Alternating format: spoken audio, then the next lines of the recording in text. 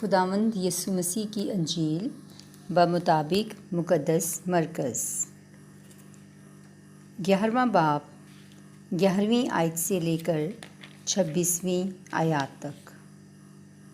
اور وہ یروشلم میں ہیکل میں آیا اور سب چیزوں پر نظر دوڑا کر ان 12 کے ساتھ بیت عنیہ کو گیا، کیونکہ شام کا وقت ہو گیا تھا۔ شجر انجیر۔ اور دوسرے دن جب وہ بیت عنیہ سے باہر آئے تو اسے بھوک لگی، اور وہ دور سے انجیر کا ایک سرسبز درخت دیکھ کر گیا کہ شاید اس میں کچھ پائے، مگر جب وہ اس کے پاس آیا تو پتوں کے سوا کچھ نہ پایا، کیونکہ انجیر کا موسم نہ تھا۔ تب اس نے اس سے کہا، آئندہ کوئی تجھ سے کبھی پھل نہ کھائے۔ اور اس کے شاگردوں نے سنا۔ تاجروں کا ہیکل سے نکالنا۔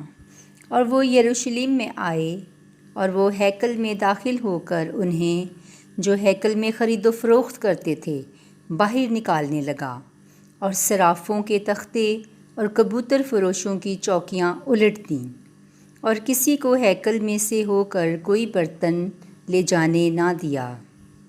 اور تعلیم دے کر ان سے کہا، کیا یہ نہیں لکھا ہے کہ میرا گھر سب قوموں کے لیے دعا کا گھر کہلائے گا، لیکن تم نے اسے ڈاکوؤں کی کھو بنایا ہے۔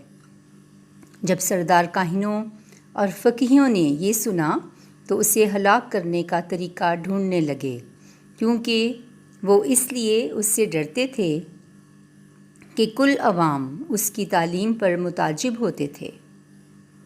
اور شام ہوتے وقت وہ شہر سے باہر جاتے تھے۔ انجیر کے درخت سے سبق۔ اور صبح کو جب وہ ادھر سے گزرے تو دیکھا کہ وہ انجیر کا درخت جڑ سے سوکھ گیا ہے۔ تب پطرس کو یاد آیا، اور اس نے اس سے کہا، ربی، دیکھ، انجیر کا وہ درخت جس پر تو نے لعنت کی تھی سوکھ گیا ہے۔ یسوع نے جواب میں ان سے کہا، خدا پر ایمان رکھو کہ میں تم سے سچ کہتا ہوں کہ جو کوئی اس پہاڑ کو کہے، اکھڑ جا اور سمندر میں جا پڑ، اور اپنے دل میں شک نہ لائے، بلکہ یقین کرے کہ جو وہ کہتا ہے وہ ہو جائے گا، تو اس کے واسطے یہ ہو جائے گا۔ اس لیے میں تم سے کہتا ہوں کہ جو کچھ تم دعا میں مانگتے ہو، یقین رکھو کہ تم نے پا لیا ہے، تو تم اسے پاؤ گے۔ اور جب تم دعا کے لیے کھڑے ہوتے ہو، اگر کسی کے خلاف کچھ دعویٰ رکھتے ہو تو معاف کرو، تاکہ تمہارا باپ بھی جو آسمان پر ہے تمہارے گناہ معاف کرے۔ اور اگر تم معاف نہ کرو گے تو تمہارا باپ بھی جو آسمان پر ہے تمہارے گناہ معاف نہ کرے گا۔ انجیل جلیل کے پڑھے اور سنے جانے پر خداوند کی برکت ہو، خدا کا شکر ہو، آمین۔ عزیز مومنین، خداوند میں آپ سب کی سلامتی ہو، آمین۔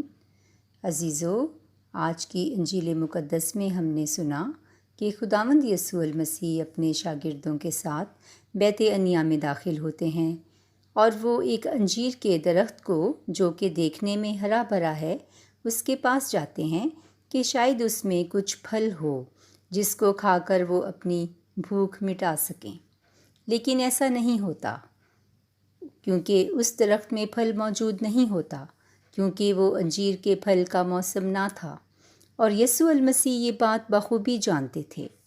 وہ صرف شاگردوں کو سکھانے کے لیے کہ مومنین کی زندگیاں ایسی نہیں ہونی چاہیے ان کو یہ مثال دکھاتے اور سمجھاتے ہیں، بلکہ وہ ان کو اور ان کے توسط سے ہم سب کو بھی یہ سکھانا اور بتانا چاہتے ہیں کہ جو ڈالی خداوند یسوع المسیح میں پیوستہ ہے وہ ہر موسم میں ہری بھری اور پھلدار ہے۔ پریز دی لارڈ، کیونکہ اس سے جدا ہو کر ہم کچھ نہیں کر سکتے۔ وہ شاگردوں کے ایمان کو مضبوط کرتے ہیں کہ اگر تم بھی کچھ کہو اور شک نہ کرو تو تمہارے لیے بھی ایسا ہی ممکن ہو جائے گا۔ پریز دی لارڈ۔ تاجروں کا ہیکل سے نکالا جانا۔ خدا کے گھر کی غیرت۔ غصہ تو کرو مگر گناہ نہ کرو۔ عزیزو، یہاں خداوند یسوع المسیح ایک کامل انسان کے طور پر غصہ کرتے ہیں۔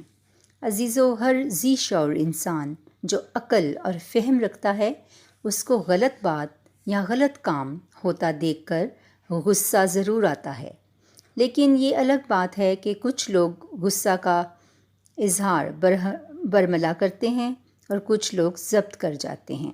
یہ ہر انسان کی اپنی ذاتی نفسیاتی حالت یا دیگر حالات پر منحصر ہوتا ہے کہ وہ کس طرح کا رد عمل ظاہر کرتا ہے۔ لیکن عزیزو، یہاں آج کی انجیل مقدس میں ہمیں خداوند یسوع المسیح کے قول و فعل سے ان کی اتھارٹی اور اختیار واضح نظر آتا ہے۔ وہ نہ صرف خدا باپ کی عزت کا درس دیتے تھے بلکہ خود بھی اس پر عمل کرتے اور سب کو ایسا کرنے کی تلقین کرتے تھے۔ اب جب وہ ہیکل میں داخل ہوتے ہیں تو جو منظرنامہ ان کی آنکھوں کے سامنے آتا ہے وہ سراسر خدا کے گھر کی بے عزتی تھی۔ وہاں لوگوں نے ہیکل کے احاطے میں اپنا کاروبار جما رکھا تھا جو کہ ان کے لیے ناقابل برداشت تھا۔ خدا کے گھر کی غیرت ان کو کھا گئی اور انہوں نے سب کو وہاں سے چلتا کیا اور فرمایا کہ خدا کا گھر دعا کا گھر کہلاتا ہے۔ پریز دا لارڈ۔